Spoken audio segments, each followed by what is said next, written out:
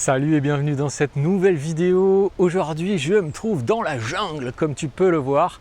Tout ça pour te présenter une application excellente. Il se trouve que c'est un petit couteau suisse à avoir toujours sur son smartphone. Enfin, en tout cas, c'est ce que je pense. C'est une application pour identifier les plantes qui sont autour de toi, dans ton jardin, sur tes balades, enfin un peu partout. Cette application s'appelle PlantNet. Elle est disponible sur Android comme sur iPhone. Et donc, comme je te disais, elle va te permettre, en faisant une photo de la plante, de l'identifier, c'est-à-dire de savoir déjà de quelle plante il s'agit. Tu vas pouvoir avoir le nom de la plante, mais aussi avoir beaucoup plus d'informations, comme par exemple si elle est comestible. Et il y en a beaucoup plus que tu ne le crois. Tu vas pouvoir aussi savoir, bien sûr, si elle est toxique. Et il y en a aussi quelques-unes, malheureusement. Tout ça grâce à cette application. J'en ai essayé plusieurs et moi je te conseille celle-ci, mais si tu en as d'autres à me proposer, n'hésite pas à me les mettre dans les commentaires, ça m'intéresse. En attendant, je vais te présenter comment fonctionne cette application tout de suite. Quand tu l'ouvres, tu arrives sur cette page. Il s'agit des partages de la communauté en fait. C'est les gens qui ont partagé leurs observations. Donc là vraiment, si tu veux voir un peu des nouvelles plantes, apprendre un petit peu, ça peut être intéressant. Ensuite, tu as l'option monde. C'est un peu comme la page d'accueil, mais ça va être par région. Donc, tu vas choisir ta région. Par exemple, si tu choisis la Réunion, tu vas voir uniquement des observations de plantes qui ont été faites à la Réunion. Tu vas pouvoir changer en cliquant ici et revenir sur Flore mondiale. Ensuite, tu vas pouvoir aller sur l'appareil photo. C'est donc là que tu vas pouvoir identifier une plante. Tu as l'option de faire une photo en cliquant sur caméra ou aller sur galerie. Et moi d'ailleurs, c'est ce que je vais faire pour l'exemple. Et mettre une photo que tu auras déjà faite. Donc là, tu dois lui dire ce que c'est sur ta photo. Comme tu le vois ici, c'est une fleur. Donc tu vas choisir fleur. Il va se mettre en recherche et là, pour l'exemple, il a trouvé très facilement. Il te met 99% de chances que ça soit un hibiscus. Donc là, tu as plusieurs options. Soit tu valides directement ton observation, mais moi je te conseille quand même de cliquer sur hibiscus rosa.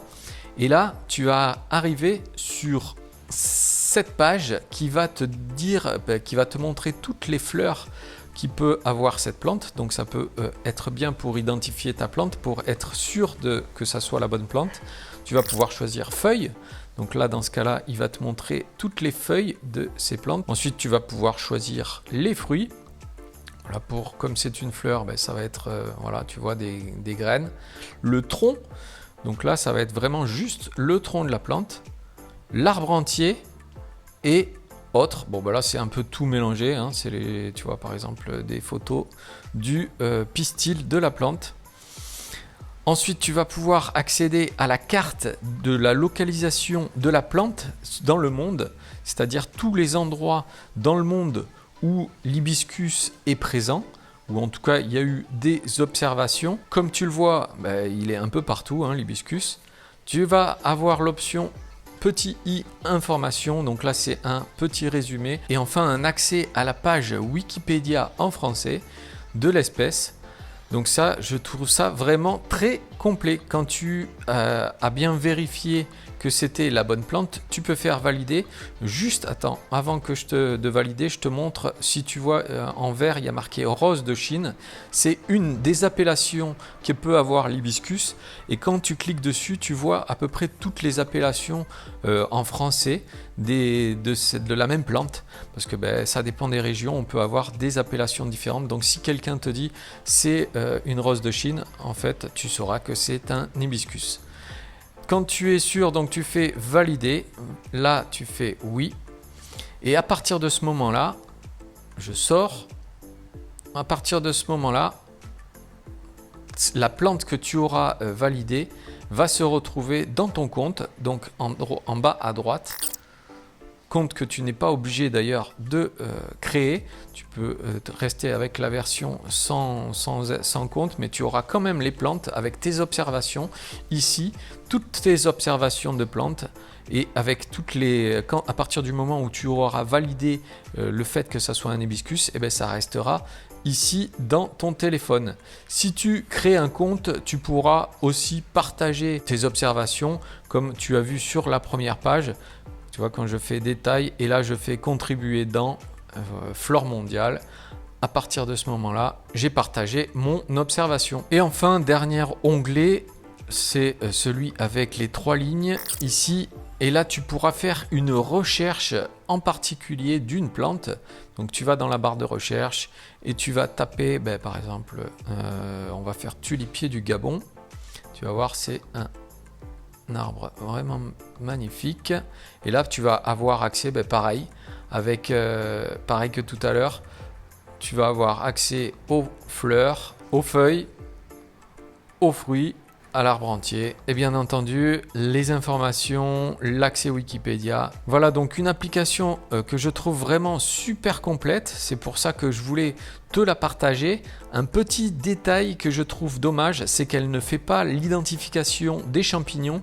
D'ailleurs, à ce sujet, si tu connais une bonne application qui identifie les champignons, eh bien ça m'intéresse. Mets-moi dans la description celle que tu utilises. Je voulais aussi te partager cette application parce qu'elle est justement elle est disponible sur Android et sur iPhone. Et aussi un petit avantage que j'ai trouvé à cette application parce que j'en ai testé plusieurs, c'est que celle-ci tu as accès hors ligne.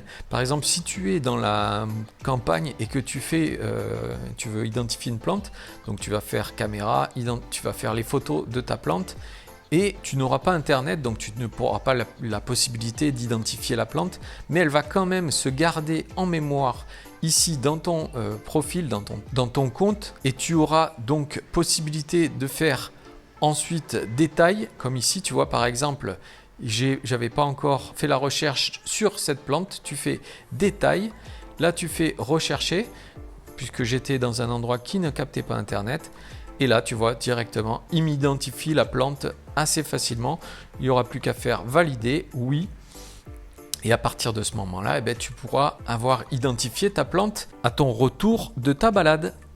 Donc une option aussi très importante qui n'est pas présente sur toutes les applications de reconnaissance de plantes que j'ai essayé. Voilà, j'espère que cette petite vidéo t'a plu. Si c'est le cas, n'hésite pas à mettre un petit pouce en l'air et à t'abonner. Salut et à la prochaine!